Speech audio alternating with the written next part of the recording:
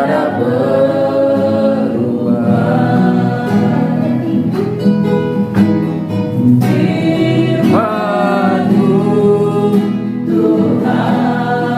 Firman-Mu Tuhan, penolong hidupku. Ku siapkan hatiku Tuhan, ku siapkan hatiku Tuhan, ku siapkan hatiku Tuhan, untuk dengar firman-Mu.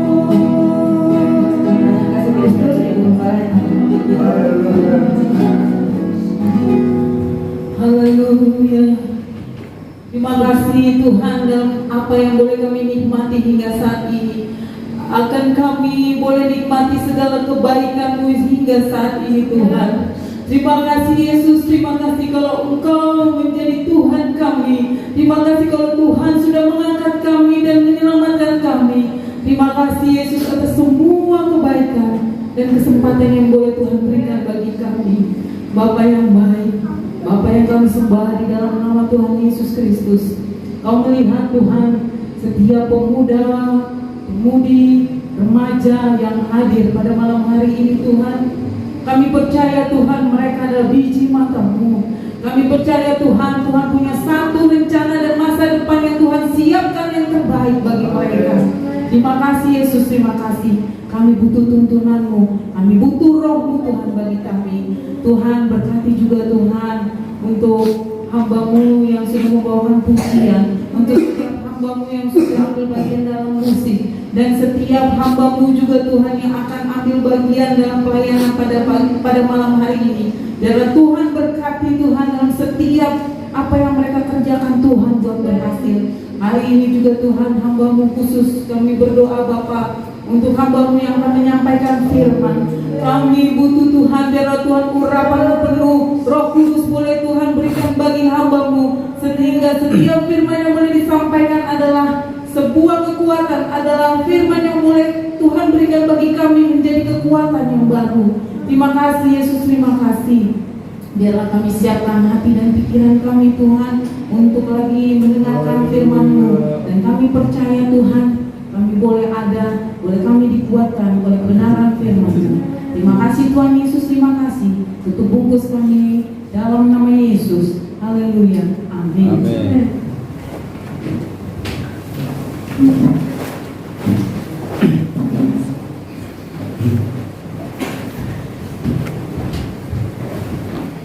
Shalom. Shalom. Haleluya. Haleluya. Sama-sama. Haleluya. Haleluya.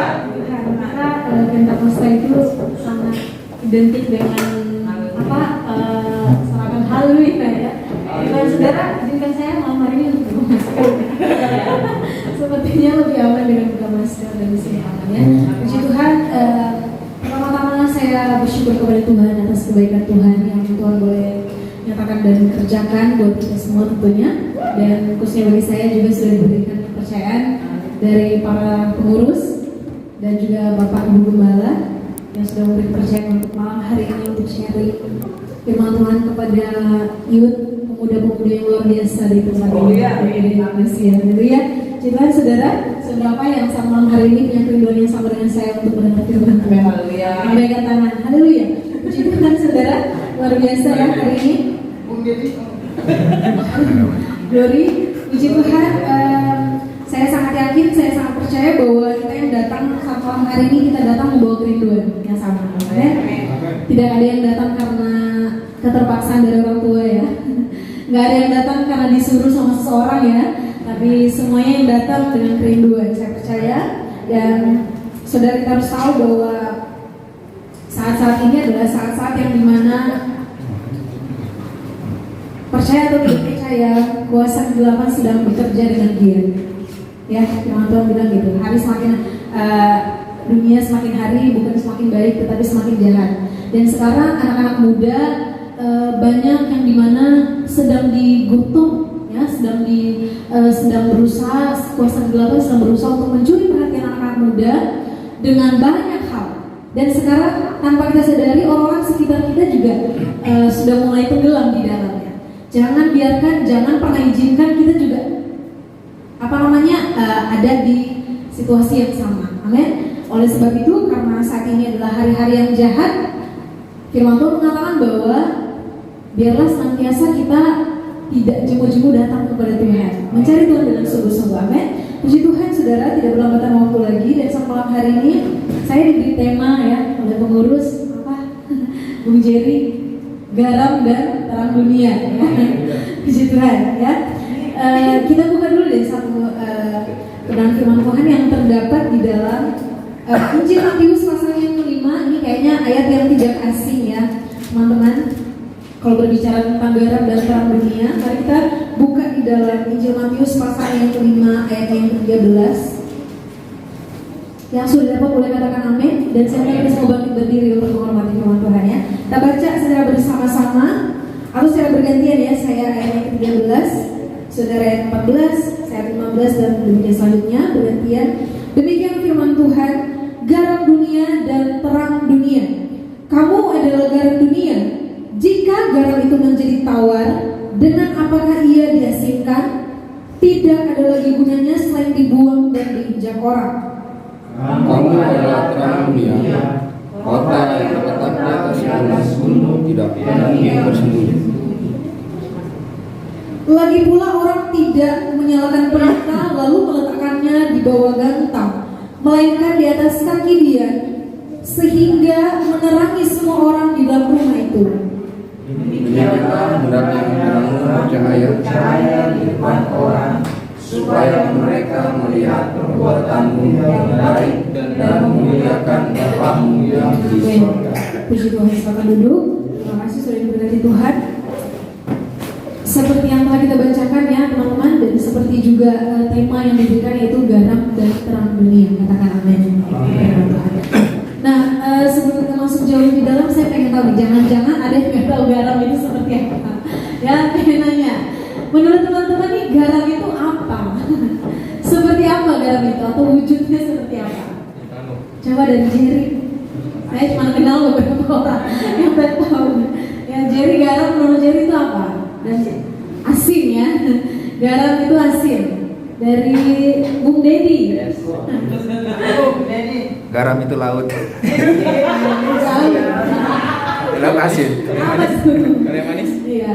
Di laut ada garam ya. Garam manis. Atau yang tadi yang WL coba. Garam itu apa? Halus ya. Ada lagi yang lain? Mungkin Bapak Gembala, Ibu Gembala.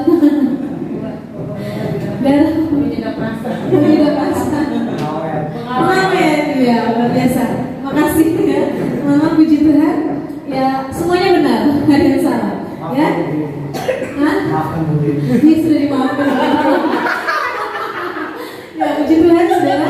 Seperti yang tadi ya sudah disebutkan, garam itu asin ya. Garam itu apa lagi tadi? Laut.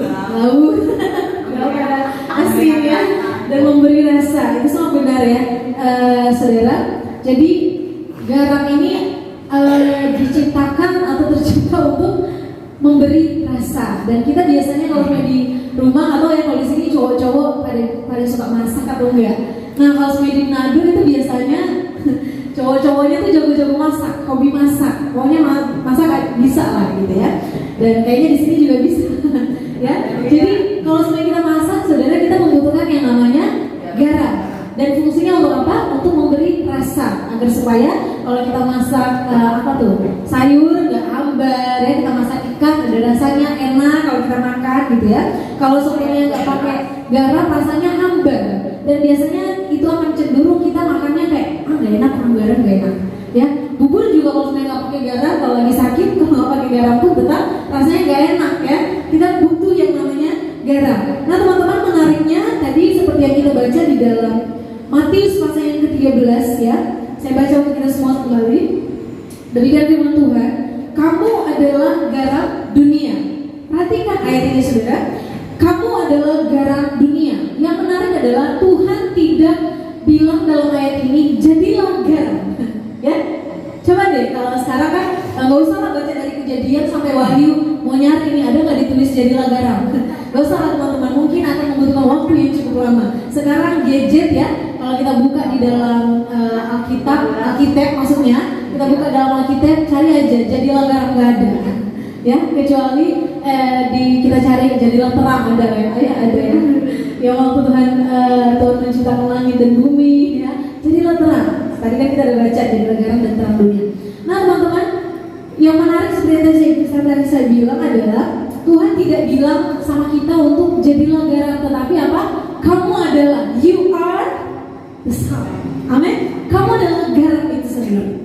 Jadi Tuhan tidak bilang jadilah garam. Nah itu yang menarik teman-teman. Apa sih maksud dari pernyataan Tuhan ini? Kenapa kita ini diibaratkan seperti garam? Kenapa Tuhan tidak mengibaratkan kita ini seperti permata kayak gitu ya? Atau Tuhan kenapa nggak bilang kamu adalah emas, kamu adalah berlian? Kayak sesuatu yang kayak wow, seneng nih, keren nih gua emas, diibaratkan seperti emas, diibaratkan seperti berlian. Enggak saudara. Yang menariknya kenapa Tuhan bilang kamu adalah garam? Sesuatu yang tadi kalau kita bilang kecil ya, halus, kayak apalagi kalau semuanya kita udah garam udah dimasak nggak kelihatan ya, nggak kelihatan wujudnya saudara. Nah jadi kita lihat, perhatikan bahwa yang menarik adalah yang tadi saya bilang, mengapa Tuhan tidak mengibaratkan kita seperti sesuatu yang kayak wow banget, sesuatu yang keren. Bangga lah kita ya kalau teman-teman bilang kamu adalah permata. Bangga. Kenapa ini dibilang garam? Teman-teman perhatikan bahwa Tuhan sudah memiliki nilai keindahan tersendiri dari garam itu. Ya, Tuhan punya nilai sendiri, punya nilai keindahan sendiri dari garam itu, dan cara pandang kebanggaan Tuhan berbeda dengan kita. Ya, Tuhan tidak berbicara soal gengsi. Yang tadi saya bilang kalau seumpamanya kita diibaratkan seperti permata atau berlian atau emas, kan kayak wow, ya keren. Itu berbicara tentang gengsi nggak? Iya, tentang gengsi.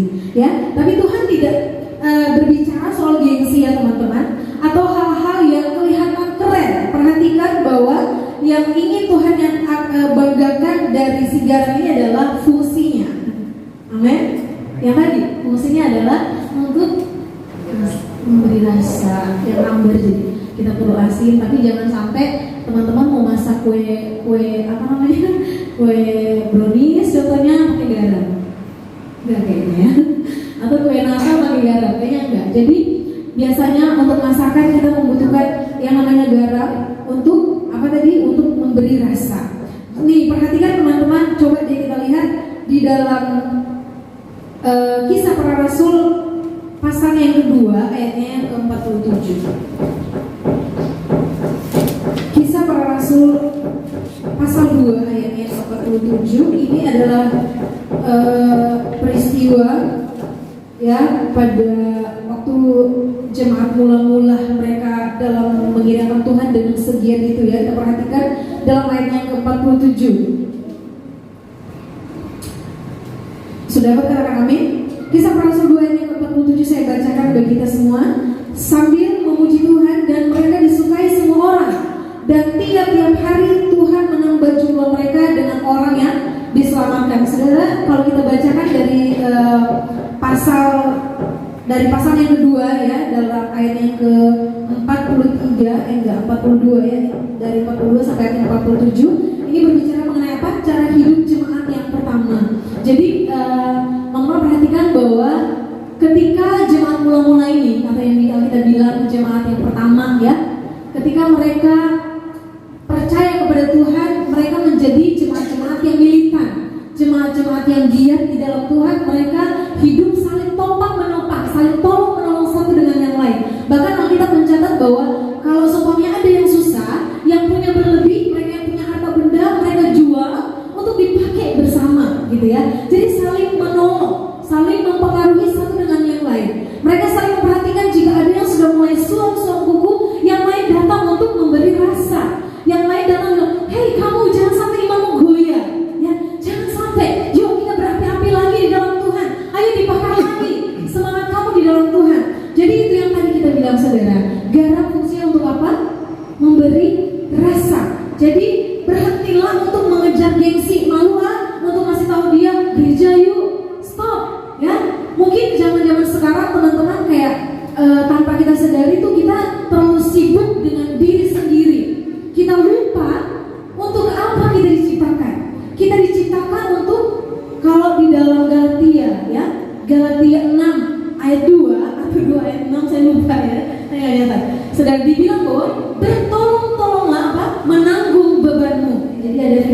bilang bertolong-tolonglah menanggung bebanmu. Jadi itu yang firman Tuhan katakan ya saudara, kita sebagai anak-anak Tuhan, kita hendaklah kehidupan kita ini menjadi kehidupan yang berdampak bagi lingkungan kita yang ada di sekitar kita. Yang setuju coba angkat tangan. Ya, setuju ya, saudara. Puji Tuhan. Dan selanjutnya kita melihat tadi yang di dalam Kisah pasal 2 ayat yang ke-47, kita perhatikan di sana bahwa kehadiran orang-orang Kristen di sekitar mereka, kehadiran teman-teman yang percaya, kehadiran dari orang-orang yang percaya sama Tuhan yang tadi ya, jemaat mula-mula, itu kehadiran mereka itu disukai oleh semua orang, disukai oleh orang-orang yang di sekitar mereka, karena kehadiran mereka itu berdampak bagi sekitar. Jadi mereka saling menguatkan satu dengan yang lain, mereka saling menolong. Nah itulah kerinduan Tuhan bagi kita, yang tadi kita sudah baca, garam ya, kita harus berdampak bagi lingkungan kita sekitar, memberi rasa. Nah, yang harus kita perhatikan juga saudara adalah fungsi dari si garam tadinya. Bagaimana garam ini bisa berfungsi? Garam ini yang kita harus tahu ya, kalau seperti yang tadi, kalau kita masak, kalau kita tahu garam ini akan menyatu dengan masakan ya. Dia harus dilarutkan menjadi satu dengan apapun, dengan dimanapun dia ada ya, dia akan menyatu. Ketika dia menyatu, dia akan memberi rasa. Kalau garam ini nyatunya nggak baik ya, terlalu banyak di sebelah sini jadinya asin. Kalau di sebelah sini nggak kena garam jadinya hambar. Ya, jadi garam ini harus dilarutkan dan dia harus menyatu. Demikian juga kita ya, keberadaan kita dimanapun, baik teman-teman yang ada di kampus contohnya, jadilah garam di kampus ya. Jadilah orang-orang yang berpengaruh di sana. Jadilah orang-orang yang dimana kehadiranmu benar-benar dapat berdampak bagi orang di sekitarmu. Di tempat bekerja, di tempat saudara-saudara bekerja, atau mungkin ada yang masih sekolah, jadilah berkat di sana. Amin. Di tengah-tengah keluarga, saudara, saya tuh bersyukur ya. Saya 7 tahun menjadi pengerja di sebuah gereja, 8 tahun lah. Ya, 7 tahun di Jakarta, setahun di Bangka Belitung. Ya, setelah saya praktek 7 tahunan, sekitar 2018 saya keluar, saya tinggal di rumah saya ya, Jakarta Pusat. Dan itu mayoritasnya Muslim. Tetangga-tetangga kami itu mayoritasnya Muslim, ya. Dan keberadaan kami benar-benar minoritas. Cuma ada saya yang di rumah saya tinggal di situ. Tadinya rumahnya kosong ya, saya punya teman 2 yang ngekos, jadi kita bertiga di situ. Terus di depan rumah kita ini ada satu rumah lagi, rumah oma saya juga yang dikontrakin. Puji Tuhan, yang kontrak di situ orang gereja juga, orang Kristen. Jadi cuma kita inilah. Dan bersyukurnya saya tuh waktu sampai di situ kan karena lingkungan baru.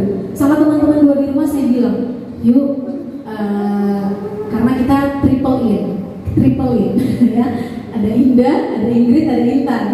Jadi saya triple in. Saya bilang sama teman-teman, Ingrid, Intan, kita di sini kan minoritas ya, kita pendatang, jadi kita harus sebisa mungkin sama orang-orang yang kita nggak kenal, sapa menyapa gitu ya. Kita harus SKSD lah, sok kenal sok dekat ya. Harus ramah sama orang sekitar kita. Puji Tuhan, sekarang masuk 4 tahun saudara, kita tinggal di situ dan semuanya baik-baik aja ya. Di situ mayoritas Muslim, tetapi karena kami juga di situ kami hidup dengan baik ya, maksudnya kami suka menyapa orang-orang yang di sekitar kami. Kita dikenal baik di situ. Dan sekitar 3 tahun yang lalu saya bilang sama teman-teman, yuk kita doa malam yuk. Saya bilang kita besok yuk. Dan puji Tuhan saudara, kita tuh mulai doa malam dan itu wajib ya. Tadinya tuh jam 9 sampai jam 10 karena bertiga, jadi kita gantian. Ada yang satu sharing, satu pimpin pujian, satu doa syafaat. Jadi genaplah bertiga. Nanti tuh rolling ya. Nanti rolling pokoknya, yang contoh malam ini saya sharing, besoknya yang satu ganti-gantian pokoknya. Sharing doa syafaat sama pimpin pujian. Dan itu 3 tahun yang lalu kita mulai doanya jam 9 sampai jam 10 malam. Itu main gitar, worship bebas. Kita puji Tuhan ya, awal-awal saya tuh, anak-anak 2 ini kan tanggung jawab saya. Kalau semuanya jadi apa-apa, ada tetangga-tetangga contohnya yang datang gedor-gedor, berisik, kalian penyembahan yang lagi ibadah ya. Kan takutnya kita diserang. Tapi puji Tuhan saudara, selama ini berjalan dengan baik-baik aja. Satu waktu saya keluar, saya ajak ngobrol sama tetangga, saya bilang, tante kalau malam bersih nggak tante? oh iya Indah suka nyanyi ya sama teman-teman di dalamnya. Iya tante bersih nggak ya tante? Enggak kok, asik malah rame gitu. Ya, dan puji Tuhan saudara, yang tadinya jam 9 sampai jam 10 malam karena saya pikir teman-teman saya ngantor kan besoknya, jadi saya bilang, yuk kita mulai doanya jam 8 sampai jam 9 ya. Oke, jadi dimundurin. Dan puji Tuhan sampai sekarang teman-teman kita doa malam ya, kita bespon dari 3 tahun yang lalu sampai sekarang. Jadi kayak gini, kalau sebenarnya contoh sekarang kan saya lagi nggak ada di rumah, teman saya yang ada di rumah mereka akan tetap stay di ruang tamu untuk berdoa. Mereka akan tetap memuji dan menyembah. Jadi ruang tamu kita, ruang doa itu benar-benar tidak terlewatkan. Pokoknya siapapun yang ada di rumah, mereka yang akan berdoa. Jadi itu sudah jadi kewajiban kami, sudah jadi rutinitas. Dan puji Tuhan saudara, izinkan saya untuk sharing ya, untuk kesaksian ya. Gak lama, percaya ya. Ya, dengan keberadaan kami yang puji Tuhan saya percaya kami jadi berkat ya. Saya punya tetangga, dia tuh muslim dari keras. Kalau seumpamanya udah waktunya sholat, kita lagi ngobrol contohnya, dia akan pamit sama saya. Indah, saya pamit dulu ya, saya mau sholat. Oh silakan tante. Dan puji Tuhan, dia suka bergaul sama saya dan beberapa tetangga yang suka datang ke rumah. Karena konon ceritanya selama rumah saya ada di rumah itu nggak pernah ada tetangga masuk. Rumah itu selalu tertutup, hanya orang tertentu lah yang boleh masuk. Waktu saya tinggal di situ, saya buka semua jendela, saya buka semua pintu. Ya, siang kalau saya di rumah saya buka, tetangga-tetangga yang lewat suka menyapa dan saya suka ajak masuk rumah ngobrol-ngobrol. Saya ceritanya tetangga yang depan rumah, dia suka ngobrol di rumah ya, dia sakit kakinya waktu itu ada pengapuran atau apa saya lupa gitu ya. Pokoknya dia suka datang ke rumah, dia suka ngeluh tentang suaminya. Nah dia ceritanya di poligami saudara. Dia datang ke poligami, dia datang ke rumah. Dan saya tuh nggak tahu ya. Dan saya percaya ada Roh Kudus yang menyertai saya. Saya belum menikah. Orang-orang yang datang sama saya bercerita tentang rumah tangganya begini, rumah tangganya begitu. Ya, tetangga yang sebelah lain lagi, masa rumah tangga lagi. Suaminya juga selingkuh. Kalau yang satu kan tahu-tahu jelas ya di poligami. Ya, dia punya 2 istri, masih dinafkahi. Kalau yang satu tinggal bareng tapi selingkuh. Aduh saudara, saya tuh bilang gini sama Tuhan. Tuhan, saya percaya tidak ada yang mustahil, tidak ada yang kebetulan Tuhan tempatkan saya di sini. Dan ini adalah waktunya. Saya bersyukur orang-orang tuh datang ke rumah saya untuk sharing. Mereka tahu saya belum menikah, tapi mereka suka bicara tentang masalah rumah tangga, saya dengerin.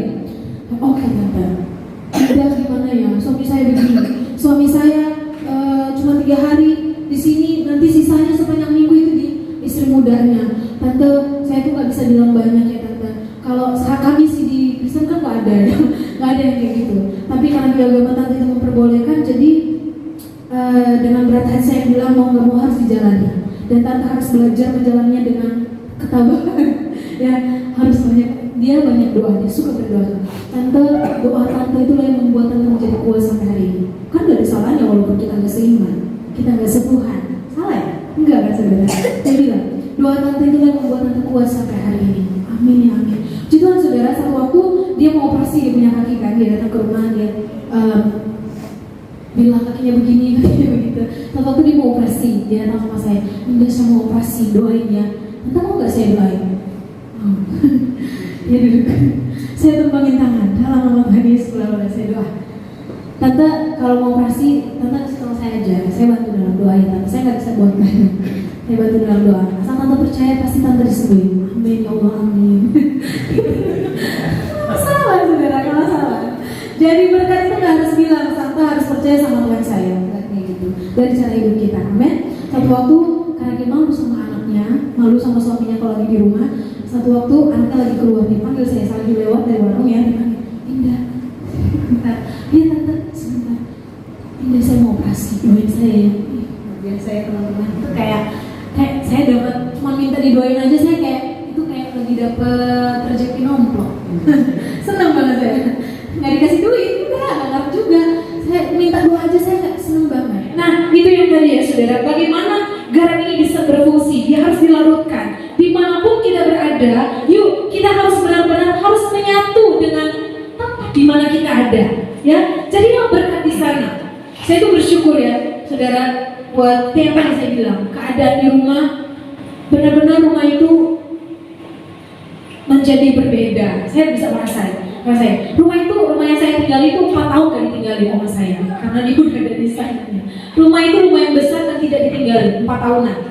Setelah saya di situ, tetangga suka ngobrol gini, Indah berani. Waktu itu saya masih sendiri, ada sekitaran hampir sebulan. Saya sendiri di situ. Tetangga bilang gini, Indah berani ya, tinggal di sini. Indah nggak ada rasa takut apa-apa. Hah, enggak tante. Emang rumahnya kalau lama nggak ditinggalin kan agak serem ya, agak serem. Setelah tinggal di situ, doa si tetangga itu ngomong gitu, saya bilang gini, saya emang nggak takut apa-apa ya, tante, puji Tuhan. Kalau kita ya di Kristen ya tante, kalau kita ya tante di Kristen ada dibilang sebab roh yang ada padamu jauh lebih besar daripada roh apapun yang ada di dunia. Pagi malam saya doa. Kalaupun yang ada sesuatu itu kabur. Puji Tuhan sampai hari ini saya nggak merasa digangguin. Puji Tuhan saudara. Orang-orang tuh kalau datang ke rumah kayak tenang aja, kayak rasa adem aja. Puji Tuhan karena pagi malam doa. Ya, puji Tuhan saudara, itu adalah kebanggaan dan itulah yang Tuhan mau bagi setiap kehidupan kita, berdampak ya, kita berbuah. Nah selanjutnya saudara, apa fungsi garam itu sendiri ya? Tadi kita bilang ya, membuat masakan jadi enak gitu ya, memberi rasa. Jadi yang tadi juga Bapak Gembala ada bilang untuk apa? Untuk mengawetkan ya. Kadang-kadang kita tahunya garam ini cuma biar ada rasanya, bikin enak. Kita lupa kalau fungsi garam itu juga mengawetkan supaya nggak busuk ya, makanan supaya nggak busuk itu. Jadi garam itu juga berfungsi untuk mengawetkan. Jadi teman-teman yang tadi ya, memberi rasa. Di dalam 1 Timotius 4 yang ke-12, coba kita buka. Ini juga ayat yang tidak asing bagi kita. Di dalam 1 Timotius 4 ayat yang ke-12, coba seseorang membacakannya bagi kita semua. 1 Timotius 4 ayat yang ke-12. 1 Timotius 4 ayat 12. Jangan seorang pun menganggap engkau rendah karena engkau muda. Amen. Jadilah teladan bagi orang percaya dalam perkataanmu, dalam tingkah lakumu, dalam kasihmu, dalam kesetiaanmu, dan dalam kesucianmu. Amin. Puji Tuhan ya. Saudara, ayat ini tuh benar-benar bagi saya pribadi sangat menguatkan dengan keberadaan saya di rumah ya, maksud di lingkungan yang tidak mengenal Tuhan. Saya selalu bilang sama teman-teman di rumah, kita harus benar-benar menjadi teladan lewat perkataan, lewat tingkah laku, lewat tutur kata kita, perbuatan kita harus mencerminkan karakter Kristus. Orang-orang di luar sana mungkin kita nggak bisa samperin mereka untuk door to door ya, untuk bilang percayalah sama Tuhan maka kamu akan diselamatkan. Nggak bisa. Kita bisa dikepung di situ ya, bisa dilempar mas saya ya. Nah, cara hidup kita untuk menjadi berkat itu adalah juga lewat cara kita hidup di tengah-tengah mereka, bagaimana kita bergaul, bagaimana kita bertutur kata gitu ya. Firman Tuhan mengatakan bahwa jadilah teladan dalam apa? Perkataan, dalam tingkah laku. Banyak ya saudara. Jadi yuk kita menjadi garam dengan, jadi firman Tuhan bilang jangan seorang pun menganggap engkau rendah karena engkau muda. Menyampaikan firman Tuhan kan cuma tugas yang buat Tuhan aja. Menyampaikan firman Tuhan kan hanya orang-orang yang udah sekolah Alkitab aja. Tidak. Firman Tuhan gak bilang begitu ya saudara. Firman Tuhan bilang apa? Jadilah teladan dalam, jangan seorang pun menganggap engkau rendah karena engkau muda. Jadilah teladan dalam segala hal, dalam banyak hal. Ya, dimanapun kita berada, kayak yang tadi ya, saya dulu ya. Tapi enggak saudara, karena firman Tuhan ini sangat menguatkan saya. Dengan usia yang seperti ini, ya, bisa menjadi berkat bagi orang-orang yang umur banyak, ya, orang-orang yang sudah menikah.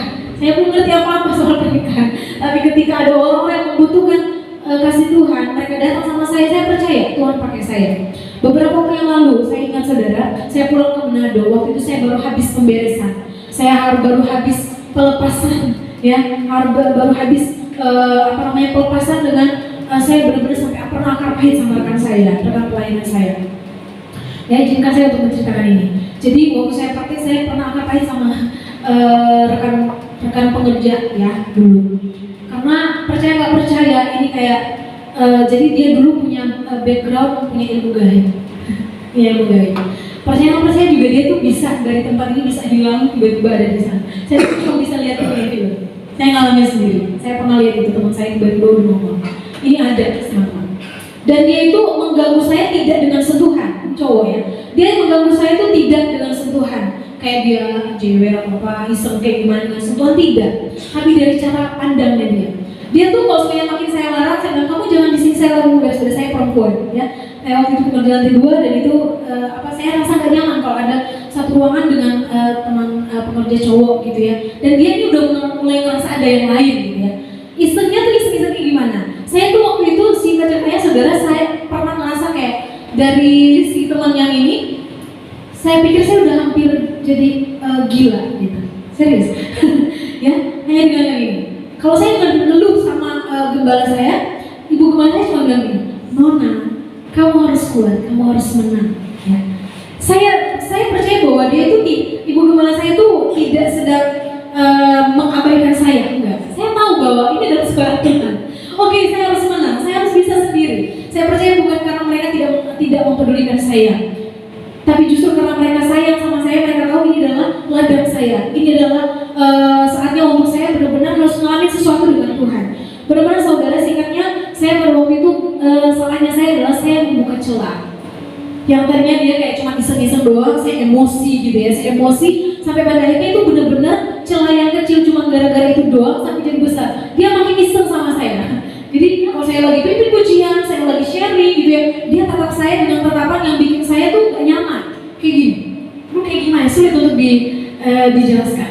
Kalau saya ngomong sama teman-teman saya, mungkin teman-teman yang ada di sini mungkin apaan sih, udah lebay cuma gitu doang. Setiap orang tuh punya pertempurannya masing-masing, ingat ya saudara. Dan waktu itu saya tuh dengan tatapan itu saya benar-benar kayak merasa emosi gitu. Dan itu udah ada yang gak beres dari saya. Iblis sudah pakai saya. Saya sadar waktu itu, udah ada celah dan saya biarin itu. Akhirnya saya digerogotin, saya tidak berdaya dalam pelayanan. Saya rasa Tuhan, saya worship leader sia-sia karena hati saya dongkol. Saya lagi gak beres nih. Saya lagi sharing, Tuhan lagi ada yang gak beres. Saya ini benar-benar kayak it's not me gitu. Itu bukan saya. Saya gak bisa menguasai keadaan ini. Saya bergumul saudara, dan saya gak kuat. Sampai akhirnya ada banyak cerita ya. Kalau diceritain terlalu panjang saudara. Singkat ceritanya, saya benar-benar sampai hampir gila. Bener. Pernah saya ngalamin itu. Sampai saya naik ke lantai 2, saya hampir pikiran kosong. Saya bilang, Tuhan seperti ini ya. Seperti ini ya rasanya, kayak dikit lagi udah gila gitu. Saya merasa terganggu jiwa saya. Saya naik ke atas, saya mau loncat. Saya pikir gini, kalau saya pulang bikin malu, hamba Tuhan gitu ya, di sekolah kita pulang udah gak bekerja lagi, udah gak melayani Tuhan lagi, malu saya. Terus kalau saya pikir waktu saya naik ke atas tuh saya di balkon saya bilang gini, itu benar-benar kalau saya teman-teman pernah nonton kayak di film-film gitu, kayak ada yang baik, ada yang jahat gitu ya, ada roh yang halus, ada roh yang baik, ada roh yang jahat. Kayak yang satu saya ngerasa tuh benar-benar saya ngalamin kayak ngomong kayak gini, udahlah loncatlah, ngapain kamu hidup, gembala kamu aja gak pedulin kamu. Padahal di lubuk hati saya sadar, saya tahu gembala saya itu tidak mengabaikan saya.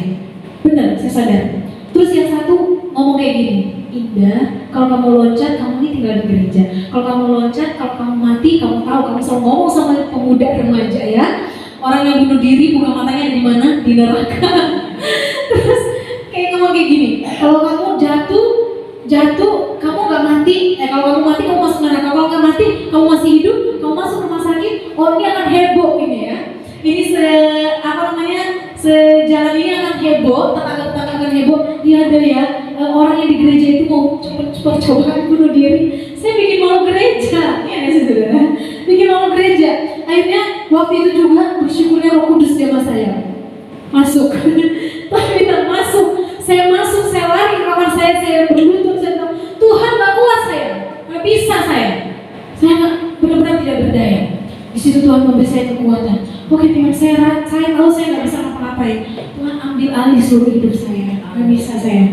Kalau mau ikutin daging, pengen banget saya bunuh diri. Mungkin teman-teman mikirnya, apaan sih cuma masalah gitu doang, tetapan gitu doang. Gak di situ juga. Setiap orang tuh punya masalahnya beda-beda. Mungkin ada yang masalah lain, dia punya masalah menurut saudara itu kecil. Tapi menurut dia itu udah bikin kayak jiwanya tergoncang. Ya, jangan suka menyepelekan orang, masalah orang saudara. Itu yang saya alami. Singkat ceritanya, saya waktu itu saya pamit, saya mau pulang ke Gadoyang. Saya pengen cari udara segar, saya ingin suasana baru. Saya pamit sama Ibu Gembala saya bilang, Non, masalah, kamu mau pulang silahkan. Tante nggak larang, tapi kamu harus pemberesan. Ada sesuatu yang nggak beres dan jangan bawa pulang. Saya bilang, benar Tuhan yang nggak beres sama saya. Berdoa saya sama Ibu Gembala saya ditumpangin tangan, dan singkat ceritanya saudara, saya ngerasain saya gini. Waktu saya berdoa, saya bilang, Tuhan ada yang gak beres di saya, lepaskan pengampunan. Tuhan bilang lepaskan pengampunan. Saya bergumul, saudara, benar-benar melepaskan pengampunan bukan hal yang mudah, tidak mudah. Waktu saya mau bergumul untuk melepaskan pengampunan, makin saya bilang, Tuhan saya mengampuni dia, makin sakit. Tuhan saya mengampuni dia, saya mengasihi dia, saya bilang namanya, saya mengampuni sini. Makin saya bilang makin sakit, gitu saudara. Tapi makin lama saya bilang, Tuhan saya nggak bisa kayak gini. Makin tulus saya bilang, Tuhan ini tulus saya mengampuni dia, saya mengasihi dia, saya lepaskan pengampunan. Sampai pada akhirnya itu kayak benar-benar saudara, tuh saya kayak di pundak saya tuh kayak ada, kalau saudara tahu tuh jangkar ya, kalau apa ya, kayak kalau teman-teman pernah nonton The Passion of the Christ ya, ada yang apa tuh yang dilemparkan ke tubuh Yesus, yang dimana kalau dilemparkan dihajar ke tubuh Yesus itu kayak tercabik-cabik ya sampai daging. Saya ngerasain itu. Waktu saya bilang, Tuhan saya mengasihi dia, saya mengampuni dia, itu kayak saya sakit banget. Itu lebih dari kayak apa ya? Daging diiris, kayaknya lebih dari itu. Saya ngerasain sakit, makin saya bilang saya mengasihi dia makin sakit. Tapi benar-benar jelas saya merasa kayak ada sesuatu itu, jangkar itu dicabut dari pundak saya. Setelah singkat ceritanya saudara, itu saya lepaskan pengampunan, saya merasa kayak saya plong banget. Saya tuh kayak sebelum saya melepaskan pengampunan, saya berasa saya jalannya biasa, tapi kayak di alam roh saya tuh kayak saya lagi bungkuk kayak saya lagi tertunduk, berat beban saya. Dan puji Tuhan saudara, singkat ceritanya setelah saya mengalami itu saya pulang ke Manado. Dan di sana ada satu teman saya yang dia udah calling saya, Ina kamu mau pulang ya ke Manado? Oh iya, nanti Ina ke rumah ya, layani mama gitu. Waktu itu mamanya ini lagi arkapait sama suaminya, sama papanya, karena suaminya ini selingkuh. Kita nggak saling kenal, saya cuma tahu, mau bukan saling kenal kayak gimana, nggak deket banget saudara. Tapi dia tahu saya teman dari anak-anaknya gitu ya, dari sekolah kita, dia tanya kayak gitu. Saya pulang terus dia panggil saya ke rumah, dia masuk saya di kamarnya, mulai dia ngobrol sama saya. Dan itu dari jam 12, sekitar jam setengah 12 malam, karena waktu itu habis selesai ibadah ya, saya ke rumahnya. Setengah 12 malam sampai setengah 5 subuh. Ngobrol aja itu. Dia cerita panjang lebar tentang suaminya yang selingkuh. Dia bilang dia pengen banget katanya ambil pisau untuk membunuh itu, karena cuma tetanggaan selingkuhannya. Pasti sakit saudara. Dia ngobrol panjang lebar sambil dia nangis kisah-kisah terseduh-seduh ya. Saya dengerin. Terus saya benar-benar ngerasain waktu saya ngasih sesuatu sama dia, maksudnya saya nguatin dia ya. Saya benar-benar kayak merasa ada sesuatu yang bukan dari saya. Saya ngerasain benar-benar Roh Kudus bekerja di sana. Kembali lagi saya belum menikah. Kalau secara pengalaman saya belum begitu mengerti bagaimana sih rasanya kalau istri digituin atau suami digituin, saya nggak ngerti. Tapi Roh Kudus benar-benar tolong saya, Tuhan pakai waktu itu. Dan saudara, kita benar-benar pemberesan waktu itu. Saya cuma bilang, Tante, kadang-kadang ada saatnya di mana Tuhan itu mengizinkan sesuatu bagi kita karena Tuhan secinta itu sama Tante. Tuhan mau cari perhatian Tante dengan cara diizinkan Tuhan untuk mengalami ini. Tante kapan terakhir ibadah? Saya nggak tahu dia adalah seorang yang setia atau tidak. Saya bilang, Tante kapan terakhir Tante ibadah? Saya udah nggak pernah ibadah. Tuhan sangat merindukan Tante. Coba Tante cari Tuhan dengan sungguh-sungguh. Bawa masalah itu ke Tuhan. Tante cerita, gak usah malu datang sama Tuhan. Gak usah malu. Kadang-kadang kita mau mengandalkan keluarga pun, keluarga nggak bisa bikin apa-apa ya guys sebenarnya. Datang aja sama Tuhan. Hanya Tuhan yang bisa bawa Tante keluar dari masalah ini. Dan tidak ada yang mustahil bagi Tuhan. Sekeras-keras apapun hati seseorang, mungkin dia udah segitu cintanya dengan selingkuhannya ya saudara. Tapi tidak ada yang mustahil bagi Tuhan. Dan waktu itu saudara, ibu ini cuma bilang amin deh, kita berdoa bersama. Singkat cerita dia nangis sampai begitu. Kita doa bersama. Saya pulang. Seminggu kemudian saya balik. Saya ke rumahnya, teman saya ngajakin dia datang main ke rumah. Seminggu kemudian saya masuk rumah, rumahnya itu kayak berbeda dengan yang tadinya saya datang. Kayak suasananya tuh, atmosfernya tuh beda. Di mana sih orang yang penuh dengan akar pahit gitu ya.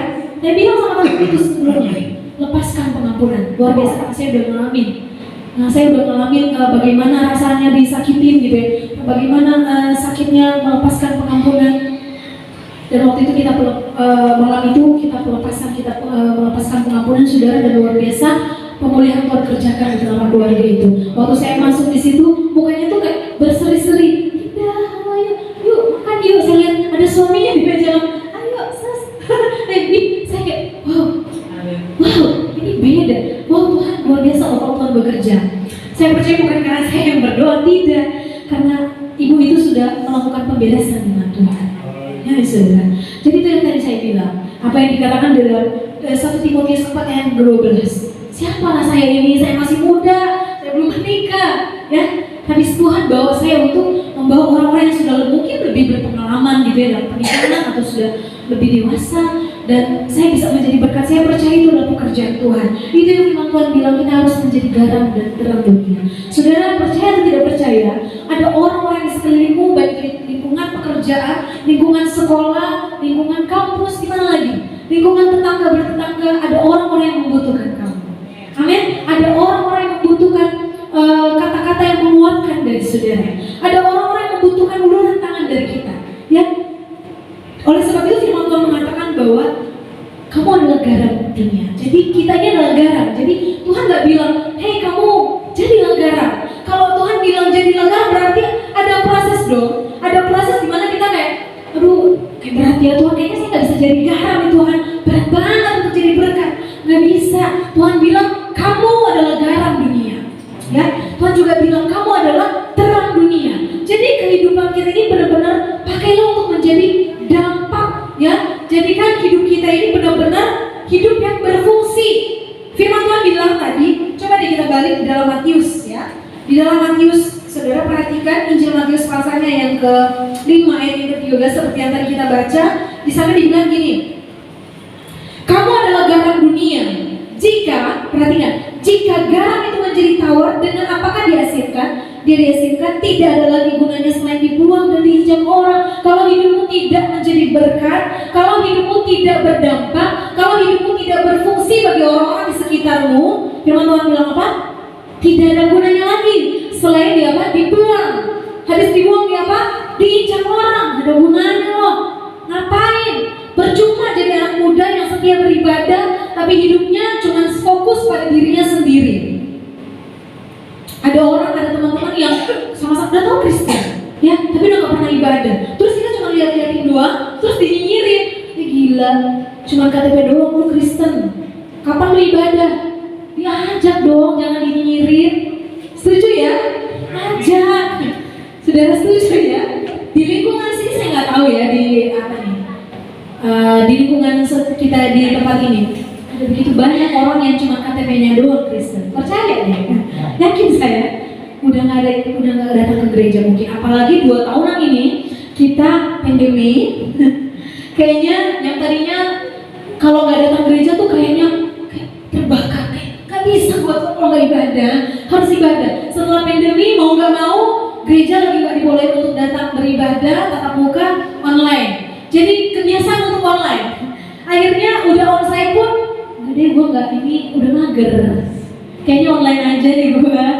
Yang penting kan sama-sama ibadah, yang penting kan gereja. Guys, jangan buang-buang waktu. Panggil mereka, ya, panggil mereka. Kedua, tok. Udah lama gak gereja, yuk gereja, udah ada gereja nih di ruko, ayo gereja bareng. Ya, jangan malu saudara. Ya, jangan malu untuk menjadi berkat bagi banyak orang. Jadi biarlah kita berfungsi dengan benar-benar berfungsi sebagaimana seharusnya, ya. Jadi itu yang tadi seperti yang tadi kita tahu ya, garam itu sifatnya kecil, ya, kecil kayak nggak kelihatan gitu ya. Tapi kalau udah ditaruh di satu masakan itu akan benar-benar memberi dampak, berpengaruh, memberi rasa. Jadi meskipun kita kecil di kantor, di sekolah, dimanapun ya, entah kecil badannya atau nggak terlalu dianggap sama teman-teman ya, suka dibully lah atau apa, kita meskipun kita kayak nggak dianggap, tidak dipandang, tapi yuk berdampaklah bagi lingkungan sekitar. Amin. Meskipun kita tidak terlihat, kita tidak diperhitungkan ya saudara, tapi firman Tuhan bilang kalau kita berfungsi dengan baik, kita akan mampu untuk berdampak bagi orang sekitar. Lihatlah orang kecil yang ada di hadapan saudara, ya, si kecil suka dibilang semungil itu. Dulu saya kayak apa sih saya kecil banget kalau ketemu dengan teman-teman yang musuh-musuh yang kayak saya minder. Tapi lihat orang yang kecil ini udah ke Jepang bukan buat jalan-jalan, saudara. Jepang untuk menjadi berkat di sana. Dengan tim ya 2019 saya bersama dengan satu komunitas atas tuntunan Tuhan, bukan karena keinginan kami. Pergi kita ke Jepang.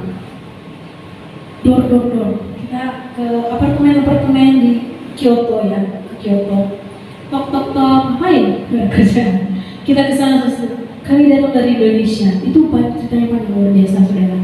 Kesana nggak ada yang kita kenal, tapi tiba-tiba dengan keberanian dan dengan tuntunan Tuhan, tanahnya Tuhan, benar kali kita pergi? 14 orang, saudara. Benar kali Tuhan? Haruskah kita ke sana? Tuhan bilang pergi. Dengan dana yang tanya nggak ada, Tuhan adakan.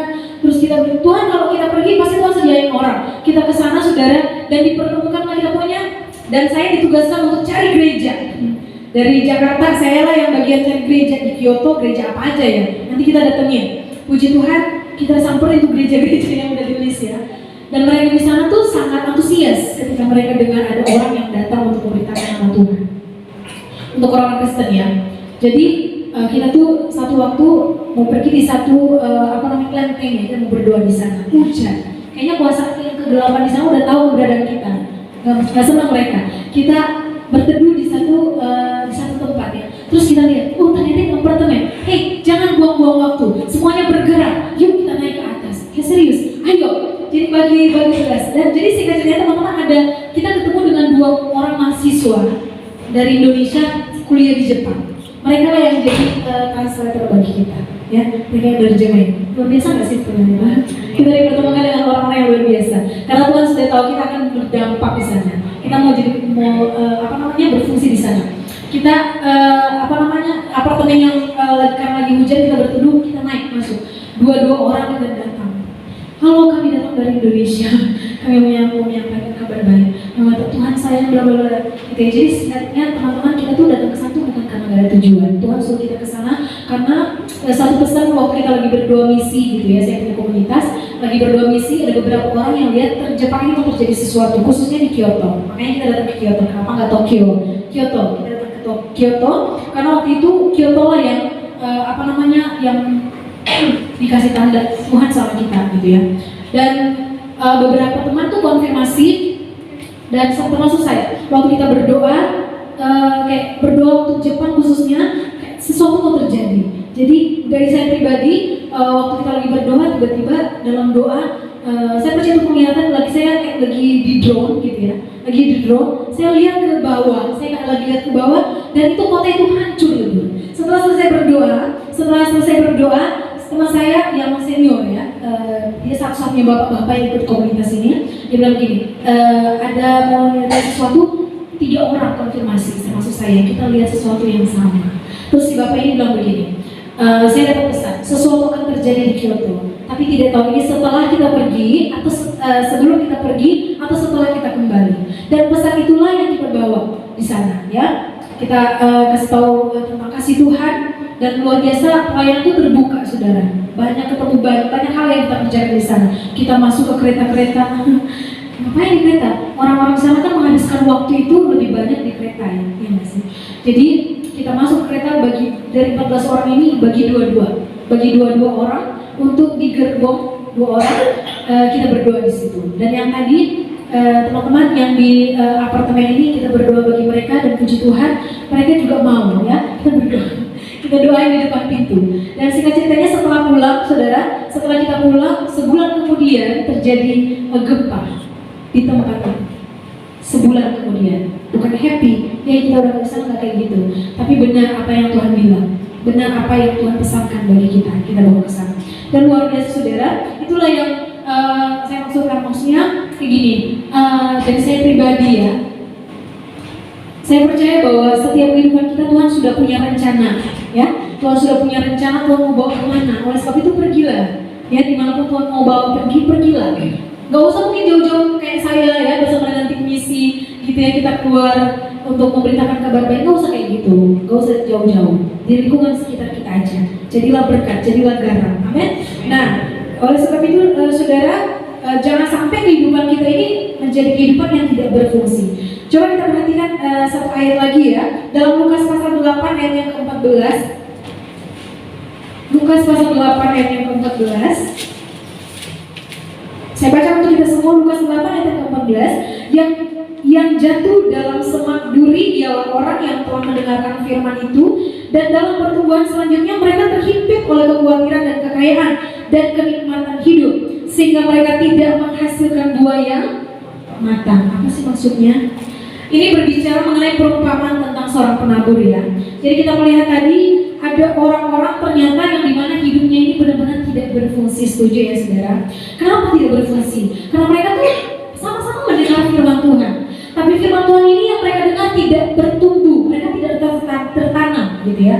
Jadi mereka menjadi pribadi yang setia dalam ibadah, tapi mereka tidak bertumbuh. Mereka katanya terhimpit oleh apa? Terhimpit oleh apa saudara? Perhatikan, orang yang telah mendengarkan firman itu dan dalam pertumbuhan selanjutnya mereka terhimpit. Terhimpitnya oleh apa? Oleh kekhawatiran dan kekayaan dan kenikmatan hidup, sehingga mereka tidak menghasilkan buah yang matang. Mengejar kekayaan boleh atau tidak dalam kekristenan? Boleh. Ada salahnya? Boleh. Tapi jangan sampai kehidupan kita ini hanya fokus kepada kekayaan. Dan orang biasanya kalau sudah fokus kepada kekayaan, seperti yang tadi firman Tuhan bilang, banyak kekhawatiran. Banyak kekhawatiran. Jadi bertumbuh nggak dia? Nggak bisa bertumbuh. Dia fokus dengan apa yang dia punya sendiri. Dia lupa bahwa hidupnya harusnya berfungsi bagi banyak orang. Dia hanya fokus pada diri sendiri, ya. Akhirnya dia tidak berbuah bagi lingkungan sekitarnya. Nah, oleh sebab itu saudara, jangan sampai kita menjadi pribadi yang seperti ini ya. Kita baik-baik mendengarkan firman Tuhan tetapi nggak tertanam. Karena kita salah fokus. Fokus kita bukan ke Tuhan, bukan untuk hidup memuliakan Tuhan, menjadi berkat buat banyak orang, tapi lebih fokus kepada diri sendiri. Jangan ya saudara. Oleh sebab itu kita ingat lagi firman Tuhan pada saat malam hari ini adalah, kamu adalah garam dunia. Nah, seperti yang tadi saya bilang, garam itu harus siap ditempatkan di mana saja, ya. Di mana saja. Biasanya justru garam ini diperlukan di tempat yang hambar. Garam ini justru biasanya dibutuhkan di tempat yang tawar ya, untuk memberi rasa ya kepada orang-orang yang membutuhkan uluran tangan kita. Justru di sana harus kita berada ya. Kita harus ada di sana di tempat yang tidak nyaman ya. Itulah yang Tuhan inginkan dalam setiap kehidupan kita. Demikian juga ayat selanjutnya saudara, di dalam kita kembali lagi di dalam Injil Matius pasal yang ke-5, ayat yang terakhir ya. Ayat yang terakhir dalam Matius pasal yang ke-5, Matius pasal 5 ayat yang ke-14. Dibilang gini, kamu adalah terang dunia. Kota yang terletak di atas gunung tidak mungkin tersembunyi. Amin. Lagi pula orang tidak menyalakan pelita lalu meletakkannya di bawah gentang, melainkan di atas kaki dia, sehingga menerangi semua orang di dalam rumah itu. Demikianlah hendaknya terangmu bercahaya di depan orang, supaya mereka melihat perbuatanmu yang baik dan apa? Memuliakan Bapamu yang di surga. Tadi kehidupan kita adalah garam, katanya Tuhan bilang, kamu adalah garam dunia. Sekarang kita baca tadi apa? Kamu adalah terang dunia. Jadi kehidupan kita harus menjadi dampak dimanapun kita pergi dan berada. Kalau berbicara mengenai terang, saudara, panjang lagi ya. Enggak panjang. Jadi terang ini dibilang bahwa terang, kalau sebenarnya kita kalau di tempat yang gelap, kita membutuhkan yang namanya lampu agar supaya kita bisa lihat. Kita kalau sebenarnya jalan kita nggak tersandung gitu ya. Kita butuh yang namanya terang. Nah, terang ini kalau contohnya lagi mati lampu nih, nggak usah lampu nih ya. Ini lagi mati lampu, kita butuh yang namanya lilin. Lilin ini agar supaya menerangi ruangan ini harus kita taruh di mana? Kita taruh di meja kah, di tempat yang tinggi, atau di bawah kursi? Biar aman, kayaknya biar aman taruh di bawah kursi biar nggak kesenggol. Taruh di mana saudara? Di bawah kursi atau di atas meja? Di tempat yang tinggi. Kita harus taruh di tempat yang lebih tinggi jelasnya, agar supaya terangnya itu terpancar menerangi setiap tempat-tempat yang apa? Yang gelap. Kita bisa lihat mana mau cari apa, bisa kelihatan ya. Nah, kalau seumpamanya hidup kita tidak menjadi terang, saudara, perhatikan bahwa kita sia-sia. Firman Tuhan bilang bahwa kita harus benar-benar berdampak. Kita harus menjadi terang dunia dimanapun kita berada. Kalau kita melihat ada orang-orang di sekeliling kita yang membutuhkan terang, kesanalah bawa terang itu ya. Jangan kayak gini teman-teman. Kan Tuhan kan gak larang kita bergaul dengan siapa aja. Teman-teman saya suka mabuk-mabukan, masa iya saya jauh-jauh dari mereka? Gak gitu juga saudara. Gak masalah.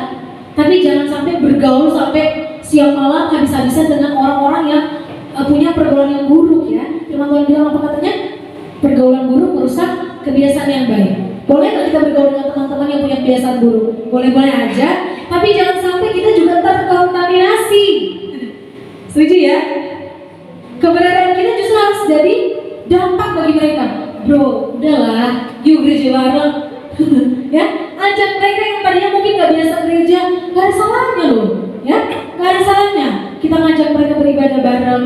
Mungkin awalnya agak panas di kuping mereka yang gak biasa, tapi pada akhirnya Tuhan sanggup untuk menjamah mereka. Amin saudara. Oleh sebab itu jangan buang waktu dengan sia-sia ya. Pastikan kehidupan kita menjadi berkat, menjadi garam, menjadi terang dunia dimanapun kita berada. Jadi kita harus ingat bahwa Tuhan memanggil kita untuk membuat perbedaan. Setuju ya? Tuhan memanggil kita untuk membuat perbedaan dan perubahan bagi orang-orang yang ada di sekeliling kita. Itulah hakikat dari garam dan terang dunia. Amin. Puji nama Tuhan saudara. Demikian singkat firman Tuhan. Kiranya kita diberkati pada saat malam hari ini. Mari kita sama-sama untuk lebih lagi di dalam Tuhan. Amin. Menjadi berkat dimanapun kita berada. Saya mau musik.